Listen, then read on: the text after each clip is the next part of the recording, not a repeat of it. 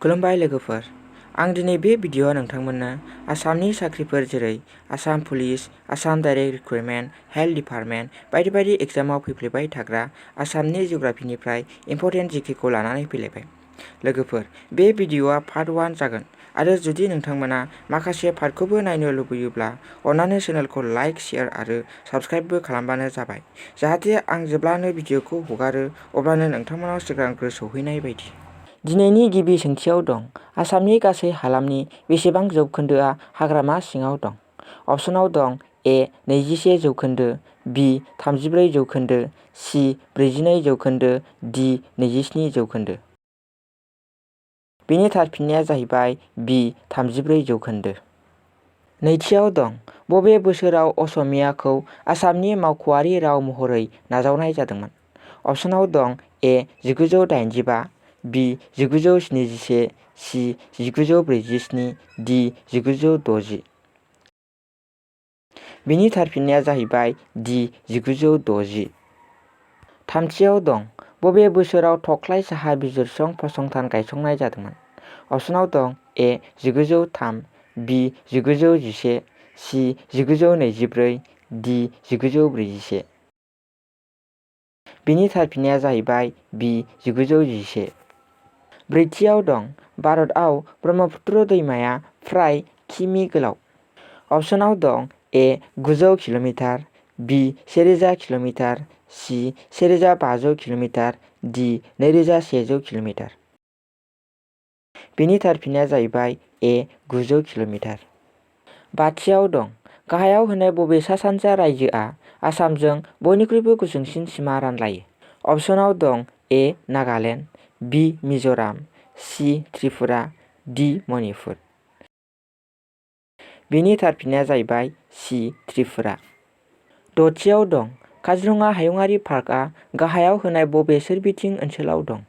अपसनाव दं ए इन्ड'-बुरमिस इक'जन, बि इन्ड'-मालाया इक'जन, सि इन्ड'-बांला इक'जन, डि ब्रह्मपुत्र इक'जन। बेनि थार फिननाया जाहैबाय बि इन्ड'-मालाया इक'जन।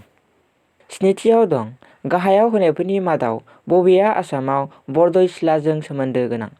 अपसनाव दं ए मनसुन सिजन, बि प्रि-मनसुन सिजन, सि रिट्रिएटिं monsoon season, D winter season. बेनि थार फिननाया जाहैबाय बि प्रि-मनसुन सिजन।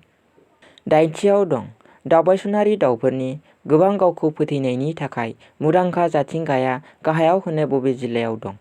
अपसनाव दं ए गलाघाट, बि कार्बि आंलं, सि काछार, डि डिमा हासाव।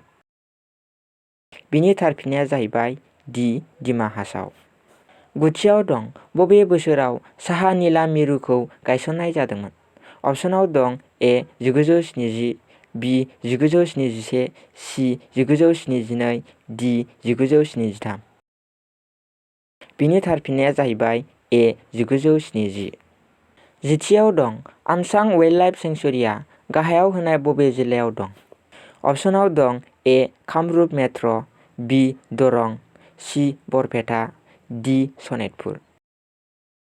बेनि थार फिननाया जाहैबाय ए कामरुप मेट्र'।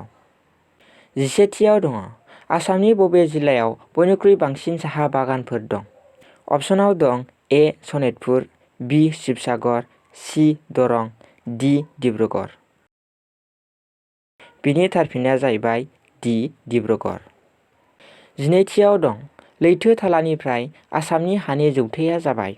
अपसनाव दं ए 69.5 मिटार, बि 99.5 मिटार, सि 56.6 मिटार, डि 79.5 मिटार। बेनि थार फिननाया जाहैबाय डि 79.5 मिटार। जिथामथियाव दं, भारतनि बयनिख्रुइ गोजामसिन रिफाइनारिआ जाबाय?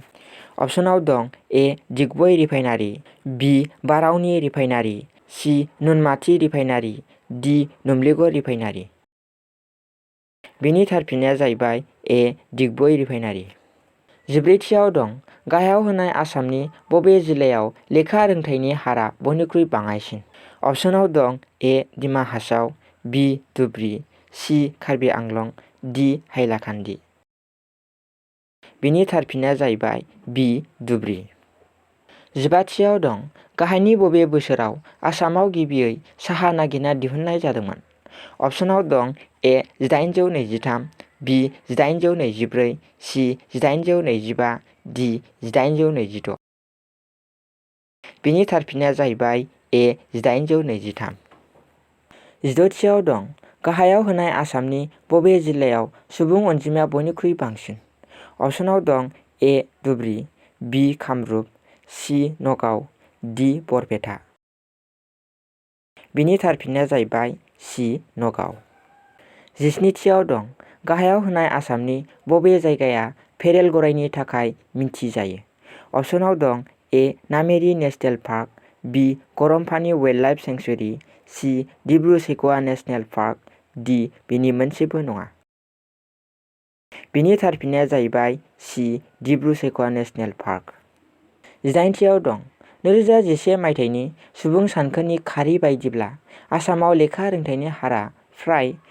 अपसनाव दं ए 68 जौखोन्दो, बि 72 जौखोन्दो, सि 82 जौखोन्दो, डि 85 जौखोन्दो। बिनि थार फिननाया जाहैबाय बि 72 जौखोन्दो। 19थियाव दं आसामनि गिबिसिन साहा बिफां गायजेनग्रा सुबुङा सोरमोन?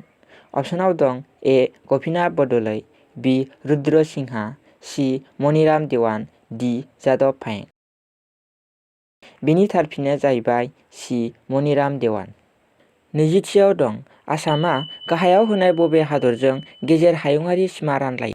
अपसनाव दं ए म्यानमार, भुटान आरो बांलादेश, बि भुटान आरो बांलादेश, सि चाइना, म्यानमार, भुटान आरो बांलादेश, डि म्यानमार आरो बांलादेश। बिनि थार फिननाया जाहैबाय बि भुटान आरो बांलादेश।